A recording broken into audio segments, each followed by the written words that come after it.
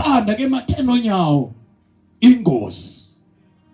nilimele mawuqhubeka bese lithi akuthanjiswanga nangamafutha amafutha amele uNkulunkulu moya ingcwele hayi la mafutha agcotshwa kulezi insuku hamba yakubantu bekuthela ngamafutha angasizi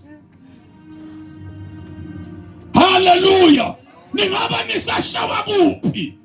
kodwa lithi iBhayibheli akusekho ukulahlwa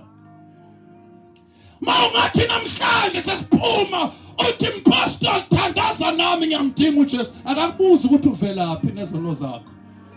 noma wabulala umuntu noma wathakatha umuntu noma wahleba umuntu noma wenza izinto wayifihla wabulala umuntu wamfaka etoilet akakubuza ukuthi uvelaphi kodwa uvula izandla nasi izandla kaJesu kungenzeka simi namhlanje next week siyakwakho uma lingakhala icilongo yombona yini uNkulunkulu na akusekho kulahlwa baba kuKristu inkinga yakho uhlale kubantu uhlale emndenini awuhlalanga kuJesu akekho umndeni othi uma udlula athi ngiyahlupheka ngeke ngicela ungcwatshwa kanye naye sonke siyama phambi kuhlala sokwahlulela kodwa akusekho kulahlwa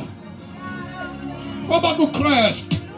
haleluya ikhuluma uNkulunkulu ophilayo akwazi ubamba ubaba abe ubaba abamba umama ekhaya abe umama angabe umama wesinefu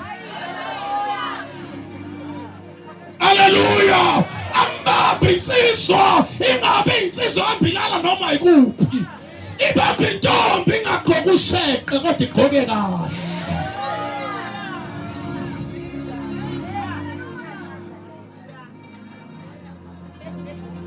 haleluya makufika uJesu khuluma ngoJesu yahlaba lento siseyikoleni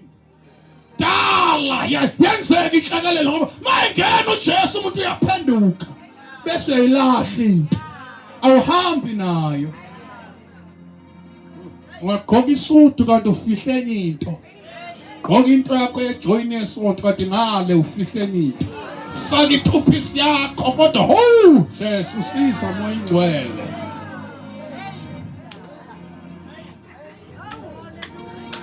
phatha izinto ezincane ezikhwameni thimula ingane ezincane mangena wena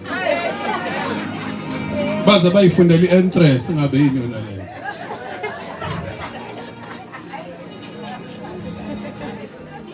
help us moya ingcwele haleluya mangakhala icilongo namhlanje umbona noNkulunkulu cela sivala amehlo cela sivala amehlo cela sivala amehlo